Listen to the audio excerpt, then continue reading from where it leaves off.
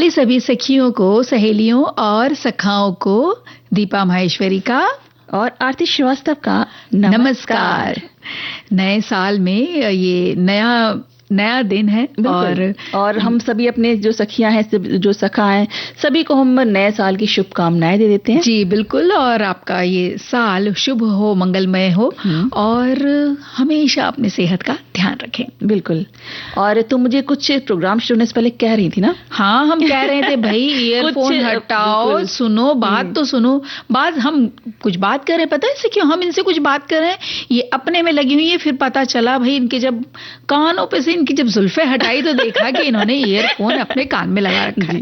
पर लेकिन दीपा जी, मैं बता दूं आपको कि मैं मतलब लगाया हुआ था मैंने कान में ईयरफोन, लेकिन बहुत ही हल्की आवाज कर रखी थी मैंने, ताकि मैं आपकी बात सुन सकूं। और मैंने जान के भी थोड़ा शरारत से नहीं सुनी आपकी बात कि आप मुझे 2 बार 3 बार पुकारे। आप चाह रही थी कि बार बार हम आरती आरती आरती कहें तो भाई हम बार बार आरती आरती बोल सकते हैं, लेकिन ये इतना कान में जो ईयरफोन लगा के रखते हैं, क्या ये ठीक है?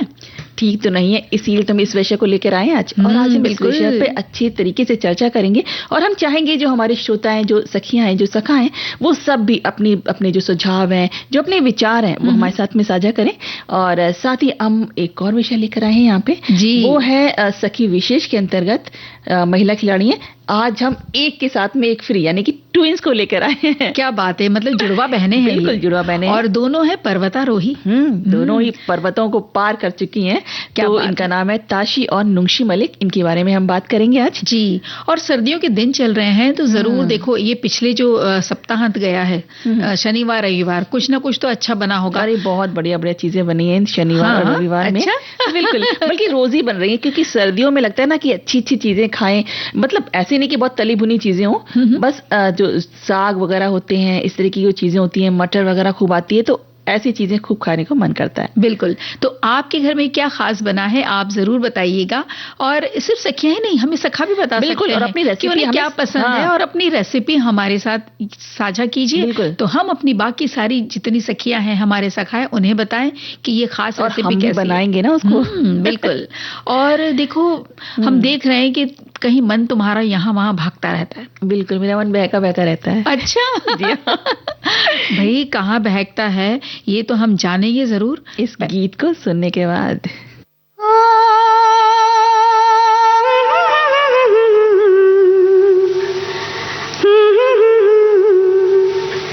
मन क्यों बहका रे बहका,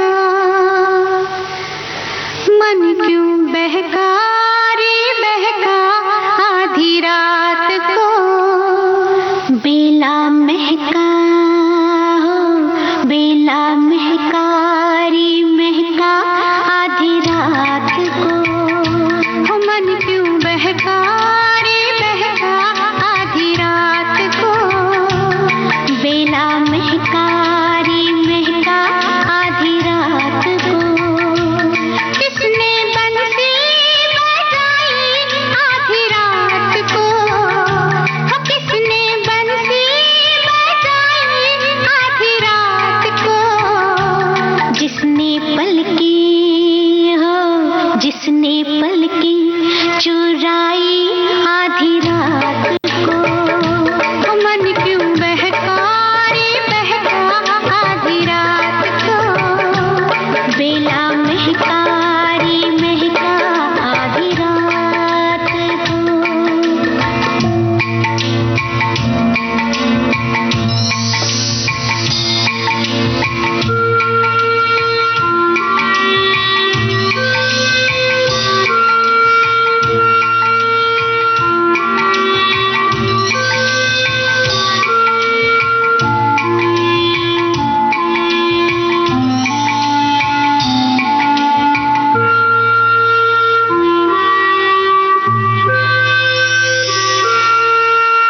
झांझर झमके सुन झमके, ओ झांझर झमके सुन झमके, झांझर झमके सुन झमके, आधी रात को।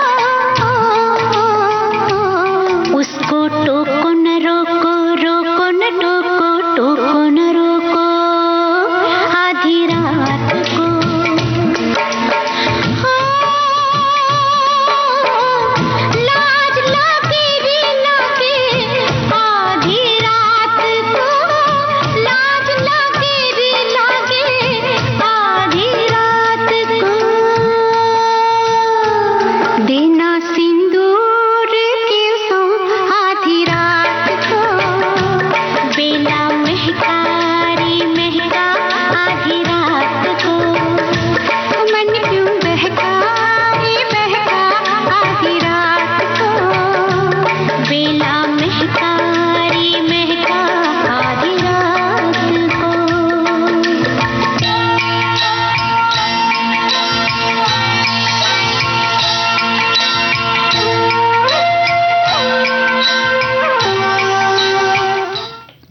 भाई ये मन की जो चंचलता है, ये समय थोड़ी देखता है, दिन है या रात है या शाम का समय है, ये तो बस जब भटकने को होता है तो यहाँ वहाँ भटकता ही रहता है ना। वो चाहे रेसिपी के पीछे भागे, चाहे खाने के पीछे भागे, अच्छी चीजों के पीछे भागे, या फिर कुछ और करने के लिए कुछ मन में जज्बा ऐसा रख के भागे, उस चीज के लिए अपने लक्ष्य की तरफ भागे। हाँ, मन की चंचलता कई तरीके की हो सकती है, वो हमें सही दिशा की तरफ भी ले जा सकती है और गलत दिशा की तरफ भी। बिल्कुल सही कहा। और अगर बहुत पहले की अगर हम बात करें, थोड़ा कुछ वक्त पीछे जाएं, शायद अपने बचपन में या अपने पिताजी दादाजी के समय में अगर कहीं जाए, तो जब अमीर भी इतने अमीर नहीं होते थे, एकदम अलग थलग हो जाए ऐसे कोई नहीं होता था, और अपने को एक अलग अनोखा मानकर चलते हैं ऐसा भी नहीं होता था। जब पंगत में आते थे तो सब साथ ही बैठ के खाते थे। मिठाइयों की दुकान पर वही 4-5 प्रकार की मिठाइयाँ होती थी, और बच्चों के लिए ले दे करके वही देखो ना चंद खिलौने हुआ करते थे। बस उन्हीं में वो खुश रहते थे, उसी में खुश रहते थे। दीपा जी, जब बाजार ही नहीं होगा तो करोड़पति भी क्या खरीद लेगा? भाई वही तो खरीदेगा जो बाजार में होगा। बिल्कुल, है ना। तो अमीर से अमीर आदमी भी तब दूरदर्शन पर हफ्ते में 2 बार रामायण, 3 बार चित्रहार या 9 बार समाचार नहीं देख सकता था, क्योंकि आते ही नहीं थे। बिल्कुल सही। जब आएंगे नहीं तो आप कैसे देखेंगे? तो देखें तो उस जमाने में तकरीबन सभी एक जैसे ही थे। बिल्कुल। और देखो ना, सभी साइकिल ही चलाते थे, है ना। और कोई होगा जो स्कूटर पे चलता होगा। घर में टीवी टेलीफोन भी हर एक के घर में नहीं हुआ करते थे। और फ्रिज तो मतलब ऐसा होता था, भाई ये कोई खास चीज है, मतलब ये तो बिल्कुल ऐसी चीज है कि हर एक के पास नहीं होती, और जिनके पास है वो तो ऐसा लगता था कितने बड़े हैं ये लोग। और एक कपड़ों को हम सालों साल पहन लेते थे और चलाते रहते थे। और वही कपड़ा, अगर स्कूल की यूनिफॉर्म तो देखिए ना, बड़े भाई ने पहना, छोटे भाई ने भी पहना, बड़ी बहन ने पहना, तो वही वाला यूनिफॉर्म छोटी बहन ने बिल्कुल पहन लिया। और उसके मतलब घिसने के बाद भी, घिस जाने के बाद भी, मतलब वो फट भी जाए तो भी अब उसको एकदम नहीं कि फेंक दें, उसकी भी झोले तैयार हो जाते थे। सही बात है ना। तो चप्पलें भी चिंदी होने तक घिसी जाती थी कि मतलब अब कोई चीज फेंकिए मत, उसको वेस्ट मत करिए। कोई लाट साफ तो था नहीं, सब जिंदगी के कारखाने में मजदूर की तरह थे। जैसा जीवन सबका एक जैसा ही था। जीवन संघर्ष है ऐसा तब नहीं लगता था उस समय, जैसा कि अब लगता है। बिल्कुल। उस समय दुनिया ऐसे लगता है कि बहुत छोटी सी है। समय हमारे पास इतना था कि बस काटे नहीं करता था दोपहर। और पढ़ने को अगर हमें एक नॉवेल मिल गया, एक उपन्यास मिल गया, तो हमारी चांदी हो गई, बस उसमें लगे रहेंगे जब तक उसे खत्म नहीं कर देंगे। बिल्कुल सही बात है। यानी कहने का मतलब है कि उस वक्त तो कभी नहीं लगा कि ये मुश्किल के दिन है, लेकिन है ना। लेकिन मुश्किल के दिन तो ये आज के हैं जो समझ ही नहीं आते, इसके मायने भी नहीं बूझते। जैसे हिरन कैसे दिन भर यहाँ वहां डोलता है, कहीं एक जगह नहीं बैठता, उसकी प्यास भी नहीं कभी मिटती। कोई नहीं जानता कि किसको क्या चाहिए। कुछ इस तरह की आज की हमारी जिंदगी हो चुकी है। बिल्कुल। और उस समय अगर कोई फिल्म चल रही है कहीं किसी के घर में, तो सब वहीं पे मतलब दरी बिछा के बैठ जाते थे, सब इकट्ठे हो जाते थे, अड़ोस पड़ोस के बच्चे सब एक जगह बैठ के देखने लगते थे। और इतनी ज्यादा हमें सूचनाएं भी नहीं थी, वैसे जैसे न्यूज आजकल 24 घंटे चलती रहती है, ऐसा कुछ नहीं था, है ना। उसके लिए हमें पुस्तकों को पढ़ना पड़ता था, किताबों को, और हमें किताबें लेने के लिए लाइब्रेरीज में जाना पड़ता था, या किसी के पास ऐसा हो तो वो हमें जैसे किराए पे ले ली किताबें, ऐसे पढ़ सकते थे। तो चीजें बहुत सरल थी, कहने का मतलब है। और इतने बड़े नहीं थे हमारे सपने कि हम पता नहीं बहुत बड़ी बड़ी चीजें के बारे में सोचें कि एसी होना चाहिए, यहाँ पर सी होना चाहिए, वो होना चाहिए, ऐसा नहीं था उस समय। और बच्चे भी छुपन छुपाई खेल रहे हैं या कुछ इस तरह के छोटे मोटे खेल खेल रहे हैं, रेडियो सुन रहे हैं, है ना। और कुछ बच्चे ऐसी जो जैसे गिल्ली डंडा होता था, है ना, टायर दौड़ाना होता था, ये सब इस तरीके की छोटे मोटे खेल खेलते थे और उसमें खुश रहते थे, और उसी में खुश रहते थे। अब अगर ये इस आधुनिक युग से इसकी तुलना की जाए अगर आरती, तो उस समय की दीनता और अभाव में भी देखो ना कितना सुख लगता था। बिल्कुल कम होता था लेकिन बहुत सुख लगता था, और एक अलग ही प्रकार का संतोष भी लगता था। लेकिन आज के समय में मन को बहुत सारे विकल्प चाहिए, और बहुत सारे विकल्प उपलब्ध भी हैं। बिल्कुल। तो खुद को भर पाना या उलझाना या अनिर्णय में कहीं रहना ना कि हम ये करें या ये करें, अरे ये भी तो है, वो भी तो है। भाई एक छोटी सी चीज, अगर हम एक ड्रेस भी खरीदने जानी है ना, तो बाजार में तो है ही, ऑनलाइन में भी इतने सारे विकल्प हैं कि हम एक सोचते हैं कि हम ये कलर का लेंगे, उस कलर में 20 आपको उसमें ऑप्शंस दिख जाएंगे, और फिर मन कहीं उलझ के रह जाता है। बिल्कुल और देखिए हमारी ज़रूरतें अगर देखा जाए तो इतनी नहीं है जितना हमने, अगर हम अपनी ज़रूरतों को कंट्रोल में रखें तो ऐसा नहीं कि हम इस चीज़ के बिना हमारा काम नहीं चलेगा। लेकिन ये बस ये है ना, मन को बांधना ज़रूरी है बस। और यही रहता है कि अगर हमारे पास पहले के समय क्या था, लोगों को शर्म नहीं था कि हम अगर हम अपने जो सामान है, बचे हुए जो हमारे घर के सामान, इसे हम आज फेंक देते हैं, कोई भी चीज़ हटा देते हैं कि चलो हटा दो, खराब हो गई, तो उसमें लोग उस चीज़ को अच्छे से रिपेयर करा लेते थे, उसको चलाते रहते थे, ये नहीं करते थे। और अब यहाँ क्या है, दुकानें लदी पड़ी हैं चीज़ों से, है ना। हाँ, और अगर इतनी चीज़ें हैं कि हम अगर सोचें खरीदने के लिए तो हम उसी में उलझ के रह जाएंगे। और उसके लिए हमें क्या करना पड़ेगा, पैसे चाहिए हमें, फिर उस पैसों को कमाने के लिए अब हमें कोई भी रास्ता मिले, चाहे वो सही हो चाहे गलत हो, है ना, उसके लिए हम सब कुछ करने को तैयार हो जाते हैं। बिल्कुल सही बात है। तो वो चीज़ हमें गलत तरफ ले जाती है। तो इसलिए मन को अपने समझाना जरूरी है, अपने आप को कंट्रोल में रखना जरूरी है कि हम किसी सही तरफ जाएं, ना कि हम किसी पैसे कमाने के लिए गलत चीजों को करें।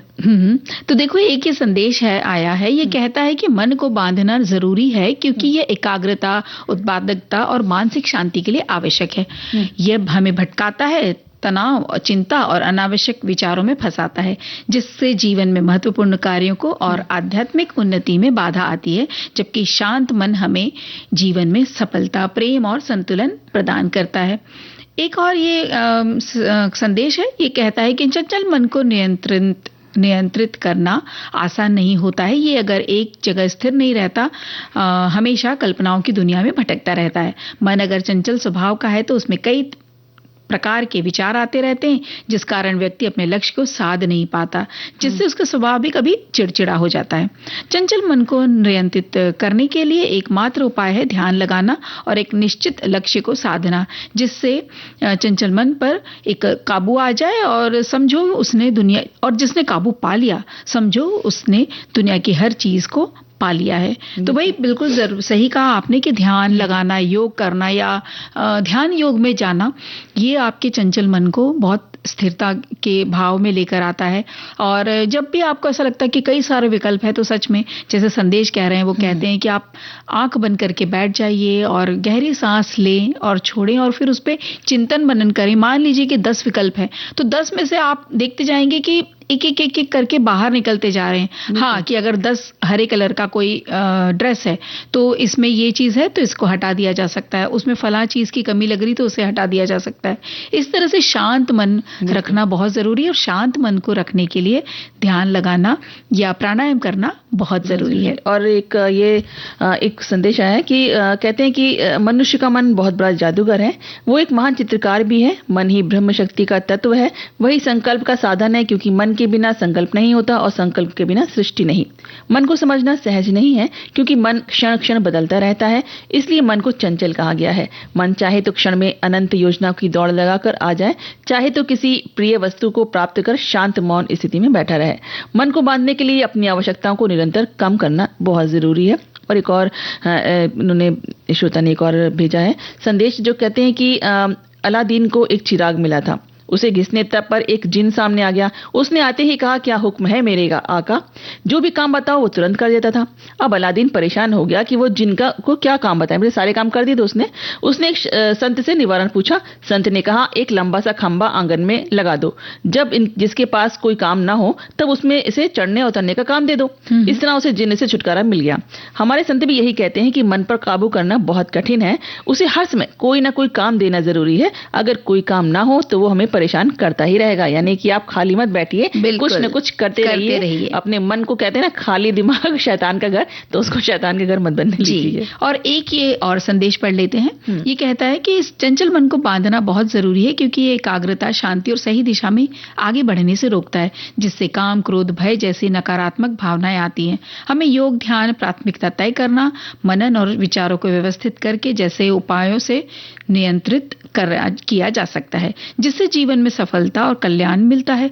अभी सबसे अधिक मन चंचल होता है तो मोबाइल, यूट्यूब और रील देखने पर, तो इस पर लगाम लगाना बेहद जरूरी है। और उसके लिए ईयरफोन का प्रभाव इसके कानों का पर भी दुष्प्रभाव भी ये डाल रहा है। तो ये आगे की भी बात हमें बता रहे हैं कि भाई देखिए मोबाइल और यूट्यूब या जो भी जिस तरह का सोशल मीडिया का जो उपयोग है वो कम करना बहुत जरूरी है। थोड़ा बाहर निकलना चाहिए, थोड़ा बगीचों में जाए, है ना, थोड़ा टहलना करें, थोड़ा सैर, और भी बहुत सारी चीजें जो आप कर सकते हैं। जरूरी नहीं है आप पर्स में आप ये सोचें कि मैं ये खरीद लूं वो खरीद लूं, या अब मतलब कुछ अच्छी चीज आप कुछ ऐसा प्रोडक्टिव कुछ उत्पादक वाला काम ऐसा कर सकते हैं। कुछ आप रेसिपी जैसे बनाने लग जाइए, है ना, या अपने लिए कोई एक बिजनेस आपने शुरू करना, अगर अपने कोई आपकी हॉबी है तो आप उसको काम में लाइए, है ना, उस पे आप काम करिए ताकि आप कुछ ना कुछ अपने लिए और अपने देश के लिए और अपने समाज के लिए कुछ कर सकें।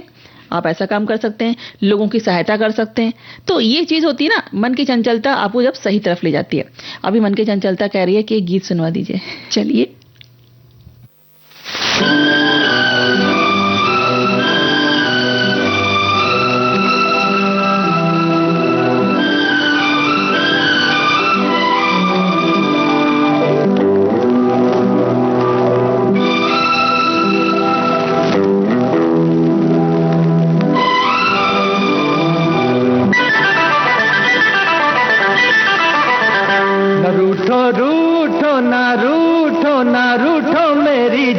किसी बहाने आज तेरी मेरी हो गई पहचान। मैं रूठूंगी तुमसे, रूठूंगी मैं रूठूंगी तुमसे, मेरा दिल छीन कर भी बनते हो जैसे कोई अनजान। न रूठो रूठो न रूठो न रूठो मेरी जान, किसी बहाने आज तेरी मेरी हो गई पहचान। मैं रूठूंगी तुमसे, रूठूंगी मैं रूठूंगी तुमसे, मेरा दिल छीन कर भी बनते हो जैसे कोई अनजान।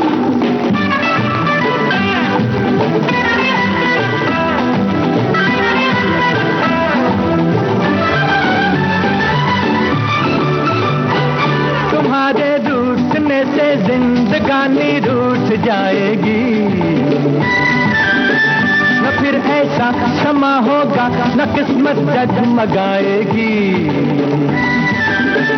जरा सी बात का आखिर बनाती हो क्यों अफसाना, ये दिल का राज है दिल में रखो दिल भर मेरे जाना, मेरे दिल भर मेरे जाना। न रूठो रूठो न रूठो न रूठो मेरी जान, किसी बहाने आज तेरी मेरी हो गई पहचान। मैं रूठूंगी तुमसे, रूठूंगी मैं रूठूंगी तुमसे, मेरा दिल छीन कर भी बनते हो जैसे कोई अनजान।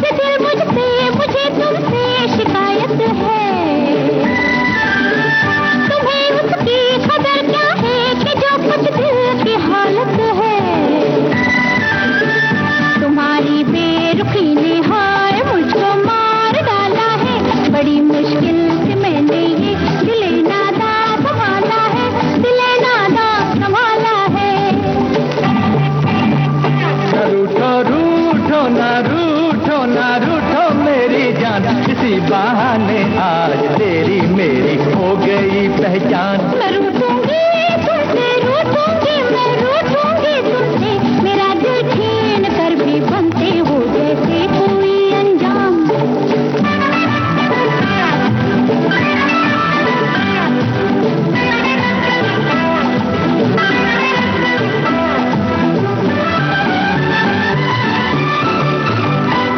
चलो अच्छा हुआ उलझन दिलों की रंग ले आई, खुशी आंखों में चमकी है हंसी होठों पे लहराई।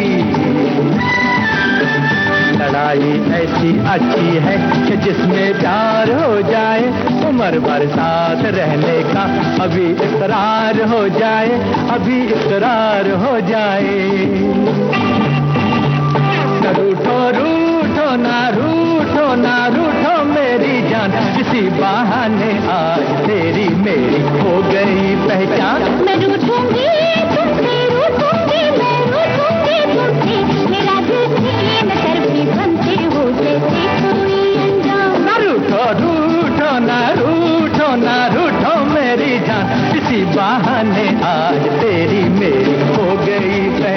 न रूठो रूठो न रूठो। भाई देखो, एक संदेश आया है जो कहता है कि जीवन में कुछ करना है तो मन को मारे मत बैठो, आगे आगे चलना है तो हिम्मत हारे मत बैठो। चलने वाला मंजिल पाता, बैठा पीछे रह जाता है। ठहरा पानी सड़ने लगता, बहता निर्मल रहता है। पाँव मिले चलने के खातिर, पाँव पसारे मत बैठो, आगे आगे चलना है तो हिम्मत हारे मत बैठो। तेज दौड़ने वाला खरहा 2 पल चलकर बैठ गया, धीरे धीरे चलकर कछुआ देखो बाजी मार गया। चलो कदम से कदम मिलकर, दूर किनारे मत बैठो, आगे आगे चलना है तो हिम्मत हारे मत बैठो। बहुत अच्छा लिखा है।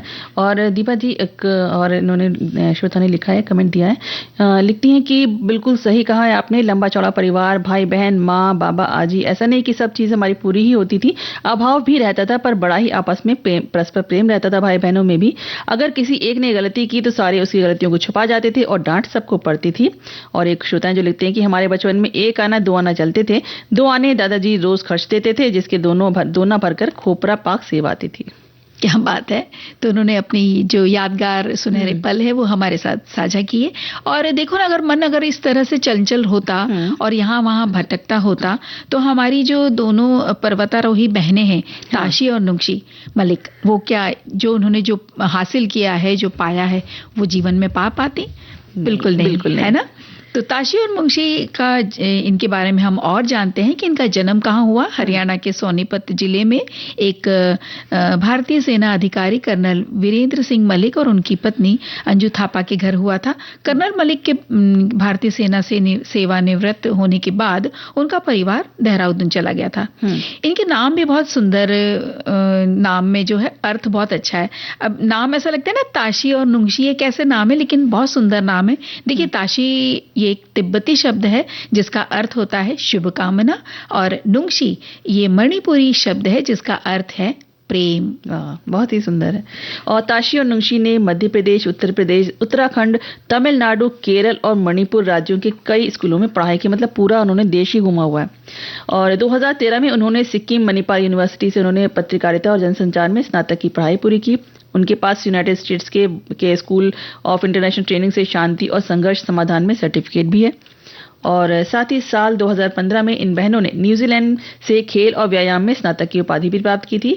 और 2010 में उन्होंने नेहरू पर्वतारोहण संस्थान में प्रशिक्षण लिया और मई 2013 को उन्होंने माउंट एवरेस्ट को फतेह किया। और ऐसा करने वाली वो पहली जुड़वा बहनें बन गई। वो 7 समिट्स को पूरा करने वाली पहली महिला जुड़वा भी हैं। क्या बात है। और उन्होंने 9 Guinness world records, 7 Limca book of records, अपनी चढ़ाई के कारनामों के लिए नारी शक्ति पुरस्कार और 2020 में ये मिला। और महिला सशक्तिकरण के लिए सेवाओं को मान्यता देने वाली महिलाओं के लिए भारत का सर्वोच्च नागरिक सम्मान तेनजिंग नोर्गे राष्ट्रीय साहसिक पुरस्कार और इस तरह के कई उनको पुरस्कार हासिल हुए हैं। बिल्कुल। और जब वो महज 19 वर्ष की थी और तब तक उन्होंने देहरादून में नेहरू पर्वतारोहण संस्थान में 2 पाठ्यक्रम समाप्त कर लिए थे। लेकिन उनकी मां इस बात पर चिंतित थी। लेकिन उनके औपचारिक प्रशिक्षण को पूरा करने और मां को समझाने के बाद उन्होंने माउंट एवरेस्ट जैसे ऊंचे शिखर पर जाने का फैसला किया। जी बिल्कुल सही कहा। और साल 2013 में महज 21 साल की उम्र में इन दोनों बहनों ने माउंट एवरेस्ट फतेह करने वाली पहली महिला जुड़वा बहनों का खिताब इन्होंने जीता। वास्तव में ये उनकी सबसे बड़ी उपलब्धियों में से एक है। ताशी और नुंशी विश्व की पहली जुड़वा बहनें बनी जिन्होंने 7 शिखर यानी जो प्रत्येक महाद्वीप की सबसे ऊंची चोटियां हैं उनकी चढ़ाई की। और 15 जुलाई 2015 को केवल 2 वर्षों में एक्सप्लोर्स गेम्स स्लैम ये भी उन्होंने पूरा किया। बिल्कुल। और बहुत ही कम समय होता है 2 साल जी। इसमें इतनी 2 साल में इन्होंने एक्सप्लोरर से जो ग्रैंड स्लैम जो इन्होंने पूरा कर लिया था। और इस सूची में शामिल होने वाली ये इकलौती भारतीय भी हैं। साथ ही इन्होंने उत्तरी ध्रुव और दक्षिणी ध्रुव तक स्कीइंग भी की है। और सितंबर 2019 में नुंशी और ताशी ने विश्व की सबसे कठिन दौड़ इको चैलेंज फिजी में भारतीय खुखरी योद्धाओं का नेतृत्व किया। और एवरेस्ट की चढ़ाई के लिए उन्होंने कई तरह की ट्रेनिंग्स ली जिसमें योग और मेडिटेशन भी शामिल था। क्या बात है। और दोनों बहनों को डांस में यानी नृत्य में भी गहरी रुचि है। उन्होंने दक्षिण भारतीय शास्त्रीय नृत्य, पंजाबी डांस और सालसा भी सीखा है। साथ ही एथलेटिक्स में भी उनकी बहुत रुचि है जिसके चलते उन्होंने 100, 200, 400 मीटर दौड़े, रील दौड़, शॉट पुट ऊंची कूद, बाधा दौड़ और डिस्कस थ्रो में कई पदक जीते हैं। बिल्कुल। और टेबल टेनिस, बास्केटबॉल और बैडमिंटन खेलने में भी उन्हें बहुत रुचि है। बिल्कुल। और ये जो रिले दौड़ में इन्होंने कई सारे उनको पुरस्कार भी मिले हैं और दोनों बहनों ने एक दूसरे को हमेशा मोटिवेट किया और आगे बढ़ती गईं। वो दोनों एक दूसरे का सबसे बड़ा सपोर्ट भी बनी। साल 2015 में दोनों बहनों ने नुंगशी और ताशी फाउंडेशन की शुरुआत की। ये उन महिलाओं को सहारा देने के लिए था जो बाहर निकलकर आगे बढ़ना चाहती हैं। बिल्कुल। उन्होंने बहुत सी वेब सीरीज के जरिए महिलाओं को हमेशा मोटिवेट किया और आगे बढ़ने का प्रोत्साहन दिया। महिलाओं के लिए किए गए अथक प्रयासों के लिए उन्होंने राष्ट्रपति रामनाथ कोविंद ने नारी शक्ति सम्मान से उन्हें सम्मानित किया था, इस पुरस्कार से। साथ ही उन्हें तेंजिंग नोर्गे राष्ट्रीय साहसिक पुरस्कार, जो कि उन्हें 2015 में मिला, और Leif Erikson young explorers award, ये 2016 में भी उन्हें इस पुरस्कार से सम्मानित किया गया है। तो बहुत ही प्रेरक हैं ये दोनों जुड़वा बहनें, और दोनों ने एक साथ ही मतलब जन्म लिया और एक साथ देखिए कितनी ऊंचाइयों को छुआ है, हर पर्वत को पार किया है। बिल्कुल। और देखिए ना, ये दोनों बहनें ये बताती हैं कि जीवन में कितनी भी कठिनाइयां आए या कितने भी मुश्किलात आपके सामने आए, अगर आपका लक्ष्य बिल्कुल सामने आपको दिखाई दे रहा, आपका मन कहीं चंचल होकर के भटक नहीं रहा है, तो आप जरूर अपने लक्ष्य तक पहुंचेंगे। क्योंकि इस तरह से पर्वत चढ़ना कोई आसान बात थोड़ी है ना। तो एक संदेश सुन लेते हैं पहले। विविध भारती पर हर रोज दिन में 1 बजे विविध भारती की गीत माला आपके साथ। जन्म जन्म का साथ है तुम्हारा। इस कार्यक्रम में हर पायदान पर होगी आपकी भागीदारी। हम और तुम, तो हम और आप पिरोएंगे गीतों की इस माला के मोती साथ साथ। हम साथ साथ हैं। जुड़े रहिए हमारे साथ विविध भारती के फेसबुक पेज पर। विविध भारती की गीत माला हर रोज दिन में 1 बजे। विविध भारती, आपका जीवन संगीत। और एक अंतराल का वक्त हो गया है आरती, तो अंतराल के बाद हम फिर से आते हैं अपने कार्यक्रम में।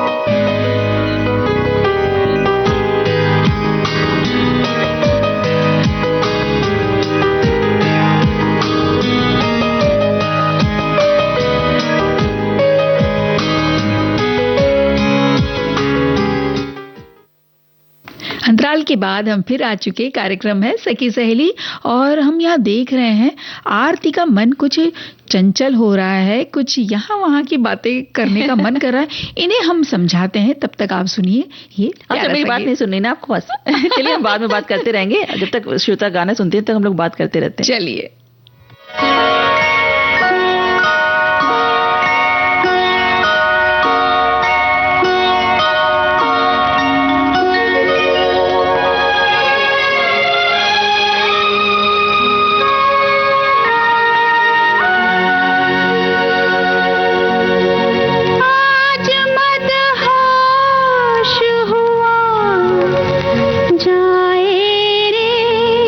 जाए रे जाए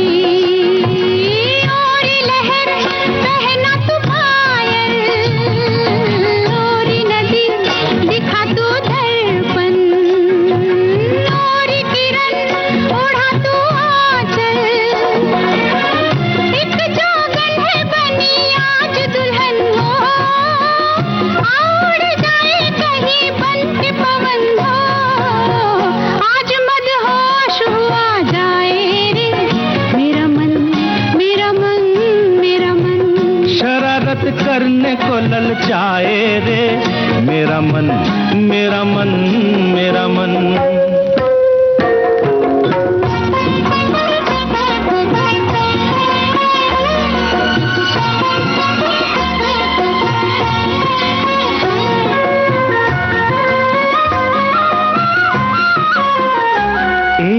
यहाँ हमें जमाना देखे तो आओ चलो कहीं छुप जाए। अच्छा, यहाँ हमें जमाना देखे आओ चलो कहीं छुप जाए। भीगा भीगा नशीला दिन है, कैसे कहो प्यासे रह पाए। मैं हूँ तेरा, तेरी कसम हो, मैं तेरी, तू है मेरा, मेरी कसम हो। आज मदहोश आ जाए रे मेरा मन, मेरा मन, मेरा मन। शरारत करने को ललचाए रे मेरा मन, मेरा मन, मेरा मन।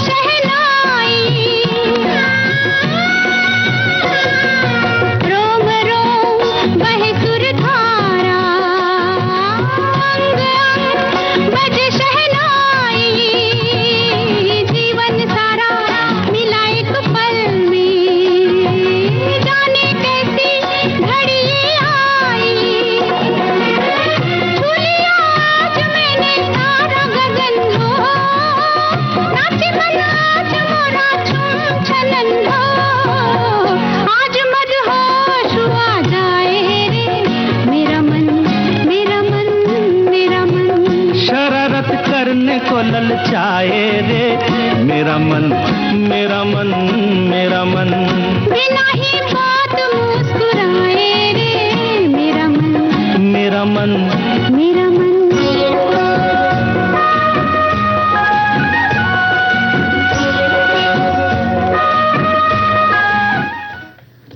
भाई ये मन तो यहाँ वहाँ कहीं भी भटकेगा, क्या हम इसकी हर बात मानेंगे? नहीं माननी है, बिल्कुल नहीं माननी है। क्योंकि देखना है ना कि अगर मन हमारा भटक रहा है और कुछ हम सही काम नहीं कर पा रहे हैं, फोकस नहीं हो पा रहे हैं, तो उसको रोकना जरूरी है। बिल्कुल। अब मन तो ये कहेगा कि भाई घर में आज कुछ ज्यादा ही शोर शराबा हो रहा है, कोई कुछ सुन ही नहीं रहा मेरी, तो लो भाई उठाया ईयरफोन, कान पे लगा लिया और अपने पसंद का कार्यक्रम सुनने लगे। तो भाई ये भी उचित है या नहीं? बिल्कुल नहीं ना, बिल्कुल। अब देखो ना, अच्छा एक सवाल पहले पूछते हैं हम तुमसे आरती, कि संगीत सुनना या बात करने के लिए तुम कितना ईयरफोन का प्रयोग करती हो? मैं सच बताऊं दीपा जी, मैं बहुत ही कम प्रयोग करती हूँ, क्योंकि मुझे पता है कि और संगीत सुनना, मैं वैसे भी उसको अपने अगर मुझे सुनना होता है ना तो उसमें स्पीकर पे डाल देती हूँ। मैं स्पीकर पे सुनती हूँ, सब लोग सुनो। मैं क्यों खाली आनंद उठाऊं, सब लोग आनंद उठाओ उसका। ये बात तो बिल्कुल सही। मैं बाहर अगर जाना होता है तो मैं नहीं यूज करती हूँ, मतलब मैं सुनती ही नहीं हूँ। कहीं बाहर जाना होता है तो, क्योंकि बाहर देखो, बाहर जो अगर हम कहीं बाहर निकले तो बाहर की चीजें देखनी चाहिए ना, बाहर की सीनरी देखो। अगर कहीं घूमने गए, नहीं तो बाजार में है, मार्केट है, कौन सी शॉप है, पर ये सब चीजें देखने में अच्छा लगता है मुझे, बाहर की रोशनी वगैरह, ना कि फोन में घुसे रहो। ये मुझे नहीं पसंद। मैं बाहर जाती हूँ तो बिल्कुल फोन नहीं देखती हूँ। अब देखिए इसके बारे में तो हम बात कर ही रहे हैं कि कितना नुकसानदायक है ये, लेकिन बहुत से लोग, उनका काम कुछ इस तरीके का है कि भाई उनको चलते चलते, कुछ व्यापार इस तरीके का है कि भाई वो दो पहिया गाड़ी पे हैं या कार में भी हैं। कार में तो चलिए आप ब्लूटूथ के जरिए फिर भी बात करते हैं तो वो थोड़ा सा सेफ है, लेकिन ये जो ईयरफोन लगा करके दो पहिए पे, अगर आप दो पहिया गाड़ी पे अगर आप बैठे और बातें भी हो रही है, आपके व्यापार या बिजनेस या सर्विस के बारे में बातें होती चली जा रही है और आप गाड़ी लेकर के निकले जा रहे हैं, पीछे से कोई इमरजेंसी से कोई गाड़ी आ रही है तो आपको पता ही नहीं चलेगा कि भाई आगे वाले वाले को या पीछे वाले को कुछ इमरजेंसी है तो हमें साइड में होना है, या खुद आपके लिए भी वो नुकसानदायक हो सकता है, खतरनाक भी हो सकता है कि हमें पता ही नहीं चल रहा है कि कहीं से कुछ इस तरह से गाड़ी आ रही कि हमें हटाना है। तो हमेशा ईयरफोन लगाए रहना, या आपको लगता है कि समय बच जाएगा मेरा, एक जगह से दूसरी जगह जाने के लिए जितनी देर मुझे लगेगी उतनी ही देर में मैं ये बात कर लूंगा या ये मेरा काम खत्म हो जाएगा। तो इस तरह की सोच कभी कभी हमें बहुत मुसीबत में डाल देती है, बहुत भारी पड़ जाती है। क्योंकि ना बहुत सारे केसेस आजकल तो बहुत हो रहे हैं इस तरीके के कि आप कान में अपने ईयरफोन, चाहे ब्लूटूथ का यूज कर रहे हैं, जो भी कर रहे हैं, आपने कान में उसको लगा रखा है, देखिए, और वो डायरेक्ट आपके कान में है ना, तो वो नुकसान तो आपको पहुंचाएगी। आप फुल साउंड में मत सुनिए ना। आप, मैं तो पता है मैं क्या करती हूँ कि जैसे ब्लूटूथ है वो वैसा वाला वायरलेस है ना, तो मैं सिर्फ एक कान में उसको लगाती हूँ, वो भी बहुत मिनिमम जो वॉइस रहती है उसमें रखती हूँ कि मुझे आसपास की आवाज भी सुनाई देती रहती सारी। लेकिन एक बात बताओ, ईयरफोन लगाना ही क्यों जरूरी है? अगर कभी आपको बहुत जरूरी लगता है कि नहीं, मैं मतलब अगर कुछ सुन रही हूँ या किसी से बात भी कर रही हूँ, तो आप कम आवाज में रखिए उसको। बहुत तेज आपको ऐसा नहीं है जरूरी कि आपके दिमाग की नसें भी जाए। भाई दिमाग की नसों के बारे में तेज मतलब लगा लेते हैं, कितनी तेज उसको मतलब फुल साउंड कर लेते हैं, और फिर ताकि उनको कोई आसपास की आवाज भी नहीं सुनाई देती है। हाँ, और इस ये युवा वर्ग में बहुत ज्यादा देखने में आ रहा है कि वो बिल्कुल तेज आवाज में अपना हेडफोन या ईयरफोन या ईयरलोब्स, कितनी या हैंड्स फ्री, इतने कई सारे नाम है इसके, इस तरीके की, लेकिन ये यंत्र को जो उठा करके लगा लिया जाता है, फिर वो सुनते ही नहीं। घर में कोई बैल बजा रहा है घर के बाहर और आपको पता ही नहीं चलता क्योंकि आप इतनी तेज आवाज में सुन बैठे हो, तो कोई आपके पीछे से आके आपके साथ में कोई आपको कुछ मारे पीटे कुछ भी कर सकता है, आपको कुछ पता नहीं। आप घर में चोर आया, चोरी करके निकल गया, उसे आपको कोई फर्क नहीं, आप आराम से सो रहे हो। तो एक कान में लगाने का फायदा ये भी रहता है ना कि एक मतलब अगर ब्लूटूथ का कोई यूज कर रहे हो तो एक आप रख दो, उसमें वो चार्ज होता रहेगा, एक में आपने यूज किया। बहुत ही बढ़िया चीज होती है ये तो आपने देखो आपने एक सुझाव दिया, लेकिन एक जो चीज मुंबई में खास तौर पे जो हम देख रहे हैं, क्योंकि यहाँ पे दूरियां बहुत ज्यादा है, एक जगह से दूसरी जगह जाने के लिए हम पब्लिक ट्रांसपोर्ट जो यहाँ की जान है, हम ट्रेन, लोकल ट्रेन का इस्तेमाल करते हैं, मेट्रो ट्रेन भी अब है। हम जो देखने में आता है ना आरती, सबके कानों में ईयरफोन अलग अलग तरह के लगे रहते हैं और सब अपनी अपनी दुनिया में लीन, कोई उसमें प्रोग्राम देख रहा है, कोई अपना पसंदीदा कार्यक्रम को देख रहा है, कोई बात कर रहा है, कोई नाराज हो रहा है, कोई प्रेम भरी बातें कर रहा है। तो हर तरह की इस तरह की जो आपको है ना सीन वहां पे देखने को मिलते हैं, लेकिन उसमें जो कुल मिला के एक कॉमन बात है वो ये है कि ज्यादातर लोगों के कानों में ये जो ईयरफोन है, ये जो यंत्र है, ये जो उपचा है, सबके कानों में रहता है। और एक कान की जो ये समस्या है ये धीरे धीरे बढ़ती जा रही है। अब वैज्ञानिक तौर पे अगर इसकी बात करें ना, तो ये क्या कहता है विज्ञान कि लंबे समय तक ईयरफोन से तेज आवाज सुनना स्ट्रेस हार्मोन्स कोर्टिसोल को बढ़ाता है। इससे दिल की धड़कन तेज हो सकती है, ब्लड प्रेशर बढ़ सकता है और धीरे धीरे हार्मोनल इम्बैलेंस भी हो सकता है। यही नहीं, लगातार ईयरफोन लगाए रहने से मेलाटोनिन हार्मोन जो कि नींद लाने में मदद करता है, उसका लेवल गड़बड़ा जाता है और यही वजह है कि हमें नींद नहीं आती है। तो ये भी सोचना बहुत जरूरी है कि आपकी नींद ना आने के कारण कहीं ऐसा तो नहीं है कि आप बहुत ज्यादा ईयरफोन का इस्तेमाल कर रहे हैं। कई लोग होते हैं ना कि कान में लगा के आप सुन रहे हैं, सुनते सुनते नींद आ जाएगी, तो वो आपकी नींद नहीं आती, आपको बार बार उठना पड़ता है ना, तो वो चीज बहुत खतरनाक हो सकती है। और जब ईयरफोन की तेज आवाज कान में मौजूद जो छोटी छोटी जो कोशिकाएं होती हैं बालों की, उसको जो नुकसान पहुंचाती है, तो वो ऐसी कोशिकाएं हैं जो कभी वापस नहीं बढ़ती। वो ऐसे बाल नहीं है जो कि जैसे कि हमारे सर के बाल हैं, ऐसे जो बढ़ जाते हैं वो नहीं है। वो अगर एक बार खत्म हो गई तो वापस नहीं निकलती हैं, वापस नहीं बढ़ती हैं, वो खत्म ही हो जाती हैं। पर इसलिए सुनने की जो क्षमता है उसमें स्थायी कमी हो जाती है और सुनने की क्षमता में कमी और तेज आवाज सुनने में हमें परेशानी होती है। इसके अलावा रात भर या लंबे समय तक इस्तेमाल किए जाने वाले ईयरफोन कान के मैल को और गहराई तक धकेल सकते हैं, जिससे कि आपके कान में उसका जो वैक्स है कान का, वो उसका जमाव हो जाएगा, है ना, और फिर आपको बहुत परेशानी हो सकती है इसकी वजह से। भाई देखिए, इतनी परेशानियों की बात हो रही है, एक थोड़ा सा मन हल्का कर लेते हैं, एक गीत सुन लेते हैं। और हम तो अपने सखियों और अपने सखाओं से कहेंगे, भाई मान भी जाओ ना, हम ये बात कह रहे हैं ईयरफोन का इस्तेमाल कम कीजिए।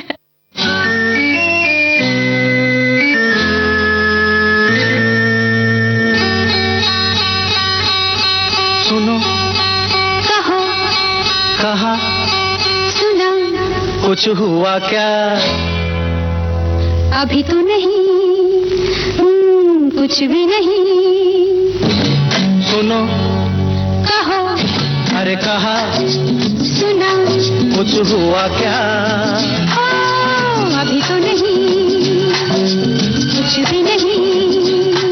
अरे चली हवा, झुकी घटा, कुछ हुआ क्या? अभी तो नहीं, कुछ भी नहीं।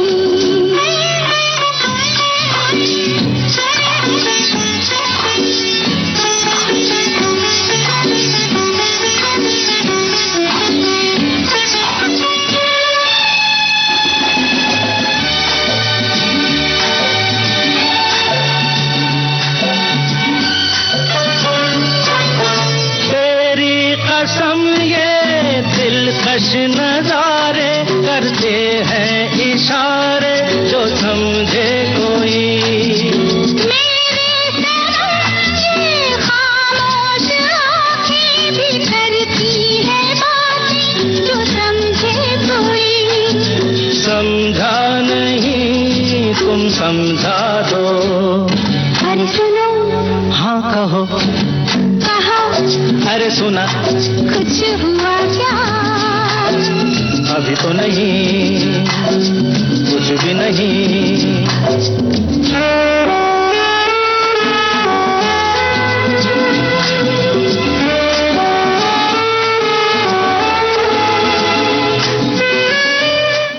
भाई देखिए अभी तो कुछ नहीं हुआ है, लेकिन अगर बहुत ज्यादा ईयरफोन का इस्तेमाल किया तो बहुत कुछ हो सकता है। ये हमारा एक संदेश हमारे श्रोता का आया है। वो बता रहे हैं कि तेज आवाज से कान के अंदरूनी नाजुक बाल कोशिकाओं को स्थायी नुकसान पहुंच सकता है, जिससे बहरापन भी हो सकता है। कान में नमी और गर्मी से बैक्टीरिया और फंगस पनपते हैं, जिससे खुजली, दर्द और मैल जमने की समस्या होती है। इसलिए लगातार आवाज से दिमाग को आराम नहीं मिलता, जिससे तनाव, चिड़चिड़ापन और नींद की समस्या यानी कि अनिद्रा भी हो सकती है। बिल्कुल। और सुनने की संवेदनशीलता भी कम हो सकती है और कानों में आपके टिनिटस या बजने की आवाज आ सकती है कि जैसे कि ना हर समय सुबह शाम दिन रात ये कभी बंद नहीं होती है, बजती कुछ ना कुछ सीटी की आवाज या कुछ इस तरीके की कुछ आवाज आती रहती है लगातार। इसकी क्या वजह से क्या होता है ना, हम फोकस नहीं हो पाते और मतलब दिमाग एकदम परेशान रहता है कि क्यों नहीं बंद हो रही है आवाज। तो इस वजह से नींद भी हमारी गड़बड़ जाती है, हम सो तक नहीं सकते, सोचिए। तो और विशेषज्ञों का तो कहना है कि लंबे समय तक तेज आवाज में हेडफोन लगाकर सुनने से बच्चों और किशोरों में जीवन भर के लिए सुनने की क्षमता में कमी आ सकती है, क्योंकि अत्यधिक शोर के कारण सुनने की क्षमता में मामूली कमी भी बोलने और भाषा के विकास में देरी का कारण भी बन सकती है। और साथ ही तेज आवाज के संपर्क में आने से कानों में लगातार या रुक रुक कर बजने, भिनभिनाने या गूंजने जैसी आवाजें सुनाई दे सकती हैं, जिसे कि हम टिनिटस कहते हैं। तो बहुत ज्यादा खतरनाक चीज है जो। बिल्कुल। और ये जो बात आपने बताई ना आरती, तो ये देखिए एक संदेश हमारी सखी ने भेजा। उन्होंने कहा कि अभी कुछ ही दिन पहले उन्होंने ये पढ़ा है कि किसी सेलिब्रिटी के बारे में ये उन्होंने जाना कि ईयरफोन के चलते उनके कानों में प्रॉब्लम हो गई और इसके चलते वो किसी प्रोग्राम में कुछ लंबे समय के लिए भाग नहीं ले पाएंगे आगे भविष्य में। परिवार में भी एक सीनियर को उन्हें अचानक एक दिन लगा कि कान में बहुत तेज आवाज जैसा कुछ लगा और जब दिखाया तो पता चला कि उनके कान में बहुत बड़ी समस्या हो गई है। ऑपरेशन हुआ है और अभी उन्हें फोन या तेज आवाज सुनना या हवाई जहाज में सफर करना सब कुछ मना है। तो भाई देखिए ये है नुकसान अगर लगातार आप ईयरफोन का इस्तेमाल करते हैं। और दीपा जी वैसे भी क्या होता है ना, ईयरफोन क्या होता है हम सीधे कान में लगाते हैं ना, सीधे कान में डालते हैं, जिसकी वजह से क्या होता है हवा का जो प्रवाह है वो रुक जाता है और जिसकी वजह से नमी हो जाती है, कान के अंदर नमी बन जाती है। उसकी वजह से बैक्टीरिया है, फंगस है, इनका इसकी वजह से संक्रमण तो होता ही है। साथ ही हम दूसरों के साथ जब ईयरफोन को अपने साझा करते हैं, जैसे किसी ने घर में ही चाहे हम किसी के साथ में साझा कर रहे हो कि उसने भी यूज कर लिया, दूसरे ने यूज कर लिया, तो इससे क्या होता है ना कि कीटाणुओं का भी आदान प्रदान हो जाता है, सिर्फ ईयरफोन का ही नहीं। और साथ ही लगातार संगीत या पॉडकास्ट सुनने से मस्तिष्क पर जो है बहुत भार पड़ता है, जिससे कि ध्यान केंद्रित करने में या फोकस होने में क्षमता प्रभावित होती है। और इसके अलावा जब हम बाहर चलते समय या गाड़ी चलाते समय जो सुनते हैं तो उसकी वजह से दुर्घटना का तो जोखिम होता ही होता है। बिल्कुल। इसीलिए हमें सोचना चाहिए कि ना जब इतने सारे नुकसान है इसके, तो हम इसके प्रयोग को थोड़ा सीमित करें। और या अगर सीमित हमें इसका प्रयोग करना ही है तो हम कम आवाज रखें ना, जरूरी थोड़ा ना कि हम पूरा फुल साउंड में सुने। और जैसे कि मैंने आपको कहा, जैसा मैं यूज करती हूँ एक कान में लगाइए। और इसी तरह से हमारी सखी इस्तेमाल करती हैं, तो वो क्या कह रही हैं कि मैं सुबह से लेकर रात तक विविध भारती के अलग अलग कार्यक्रम सुनती हूँ, दिन भर में कितने ही होते हैं, और फोन पर ही रेडियो सुनते हैं तो फोन देखना भी होता है, कमेंट्स भी लिखना होता है, कभी कभार दूसरे डिस्टर्ब ना हो इसलिए ईयरफोन का इस्तेमाल हमें करना पड़ता है। तो आप, लेकिन यही हम तो उनसे कहेंगे कि भाई आप बिल्कुल कार्यक्रम सारे सुनिए विविध भारती के, लेकिन बहुत ज्यादा ईयरफोन का इस्तेमाल ना करें, या जब भी करें तो ध्यान देकर करें। इसके अलावा हमारी एक और सखी है, ये कहती है मैं भी ईयरफोन यूज करती हूँ पर सिर्फ टीवी देखने के लिए, और वो भी सिर्फ एक कान में लगाती हूँ ताकि मेरे टीवी से किसी को कोई परेशानी ना हो। पर विविध भारती में बिना ईयरफोन के ही सुनती हूँ क्योंकि मुझे जोर जोर से गाना सुनने की आदत है। अच्छा। तो भाई ये भी अच्छी बात है कि आप गाना सुनिए, लेकिन इसमें ये ध्यान रखिए कि आपके कोई परिवार का कोई सदस्य या आपके कोई पड़ोसी परेशान ना हो, इतनी तेज आवाज में आप कार्यक्रम ना सुने। इतना सुनिए, इतनी आवाज रखिए कि आप तक पहुंचे अच्छे से तरीके से आवाज। और एक संदेश है कि कहते हैं इसमें कि आजकल हर किसी ने ईयरफोन को अपना साथी बना लिया है, कभी बाहर के शोर से बचने के लिए तो कभी बस स्टाइल के लिए हर कोई अपने कानों में ईयरफोन लगाए रहता है। वो लोग शायद ये नहीं जानते कि ये लगाने से कान के इन्फेक्शन जैसी कई नुकसान हो सकते हैं, यहाँ तक कि व्यक्ति की सुनने की क्षमता भी खत्म हो सकती है, समाप्त हो सकती है। तो बहुत जरूरी है। और ईयरफोन का ज्यादा से, एक और जो श्रोता हैं वो लिखते हैं कि ईयरफोन का ज्यादा और तेज आवाज में इस्तेमाल करना नुकसानदायक है, जिससे बहरापन, कान में इन्फेक्शन, सिरदर्द, तनाव, नींद की समस्या हो सकती है ना। और साथ ही हम ये कर सकते हैं इससे बचने के लिए कि 60-60 नियम, यानी कि 60 मिनट से ज्यादा हम ना सुने, और वॉल्यूम भी हम 60 ही रखें। जी बिल्कुल। और हम तो यही कहेंगे कि इतने प्यार से हम ये बात आपको बता रहे हैं, शायद उम्मीद है कि आप हमारी ये बात, मुझे तो यकीन है पूरा कि हमारे जो श्रोता है वो सुनते हैं हमारी बात को, समझते जरूर है। और सखी या जो भी सखियां सखाएं सब इस बात को मानेंगे। ईयरफोन हटा के सुनते हैं ये गीत।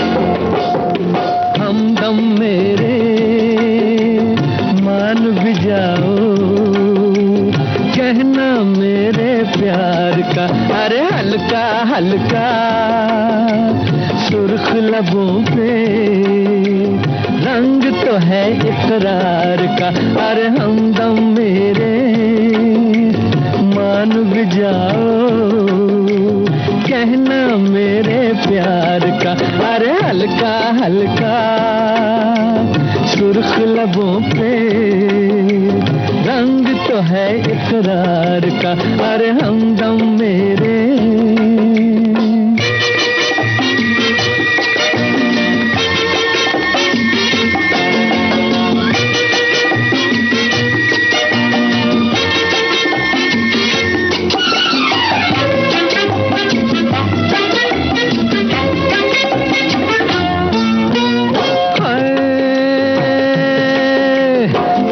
मोहब्बत की हवा पहले चलती है, फिर एक लट इनकार की रुख पे ढलती है। प्यार मोहब्बत की हवा पहले चलती है, फिर एक लट इनकार की रुख पे ढलती है। ये सच है कम से कम तो ऐ मेरे सनम, लटे चेहरे से सरकाओ तमन्ना आंखें मलती है।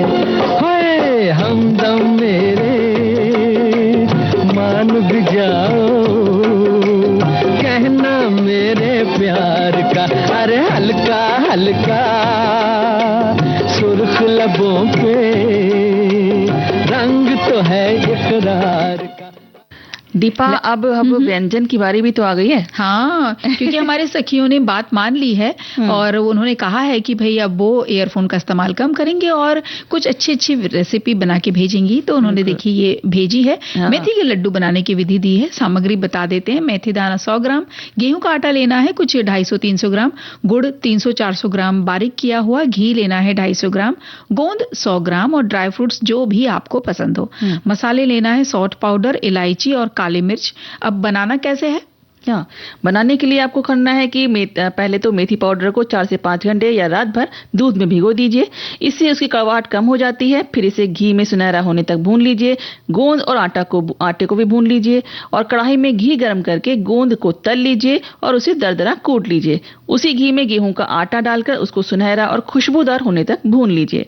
अब गुड़ की चाशनी बनाइए, यानी कि कढ़ाई में थोड़ा सा घी और गुड़ डालकर धीमी आंच पर आप उसके पिघला लीजिए और एक तार की चाशनी नहीं बनानी है, बस गुड़ पिघल जाए। मिश्रण तैयार करें। इसके लिए आपको क्या चाहिए? एक बड़े बर्तन में भुना हुआ आटा, मेथी, गोंद, ड्राई फ्रूट्स और मसाले आप मिला लीजिए, जो भी चाहिए आप इसमें। अब इसमें पिघला हुआ गुड़ डाल दीजिए। अब मिश्रण के थोड़ा गुड़ गुनगुना होते, मतलब थोड़ा हल्का सा गर्म रहे, तभी उसको हाथों पर घी लगाकर उसके गोल गोल लड्डू बनाइए या बर्फी बनाइए, आप जैसा चाहे बना सकते हैं। बहुत ही चूक न जाए जरा नजरों से कह दो जी, मजा जब है तुम्हारी हर अदा कातिल ही कहलाए, जरा नजरों से कह दो जी, निशाना चूक न जाए जरा नजरों से कह दो जी।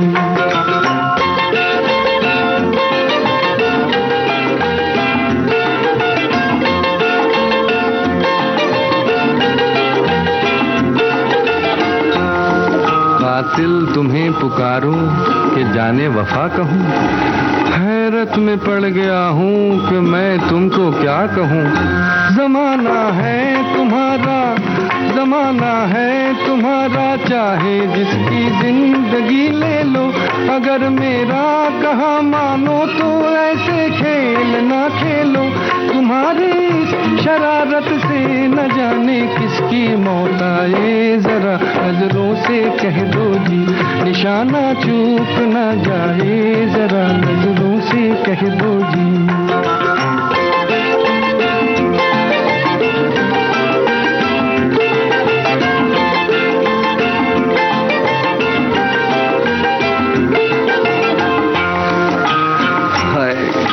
कितनी मासूम लग रही हो तुम, तुमको जालिम कहे वो झूठा है।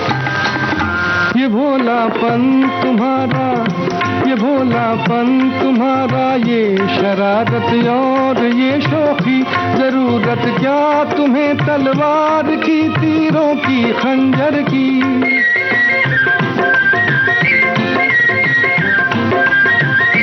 भोलापन तुम्हारा, ये शरारत और ये शौखी, जरूरत क्या तुम्हें तलवार की, तीरों की, खंजर की।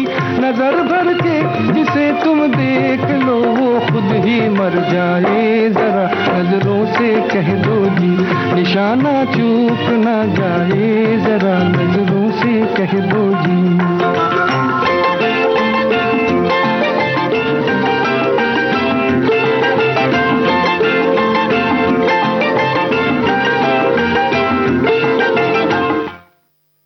तो आरती, हमें लगता है हमारे सभी श्रोताओं ने और हमने भी मन में ये ठाना तो है कि ईयरफोन का इस्तेमाल हम कम करेंगे और जहां जरूरत हो वहीं करेंगे। और ये जो चंचल मन जो यहाँ वहां जो भागता रहता है, हम इस पे भी थोड़ा सा अपना नियंत्रण रखेंगे और साथ में कुछ अच्छी चीजें खाएंगे जिससे कि हमारा तन मन सब बिल्कुल दुरुस्त रहे। थोड़ा सा समय बचा है दीपा जी, तो मैं सोच रही हूँ ये छोटा सा जो 4 लाइन का गाजर का हलवा है, 4 लाइन का, अच्छा वो बता दूं। हमारे श्रोता ने भेजा है, उन्होंने लिखा है कि गाजर का हलवा बनाने के लिए आपको चाहिए गाजर, दूध, चीनी, घी, इलायची, मेवे। अब इसकी विधि है, कद्दूकस की हुई गाजर को दूध में अच्छी तरह से पका लीजिए। दूध गाढ़ा हो जाए तो चीनी और घी डालिए और अंत में इलायची और मेवे डालकर गरम गरम परोस दीजिए।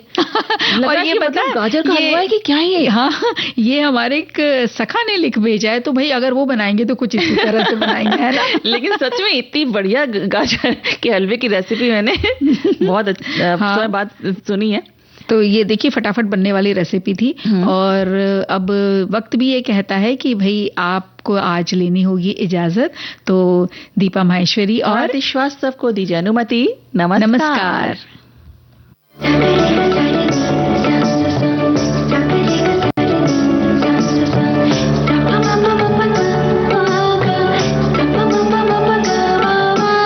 सखी सहेली।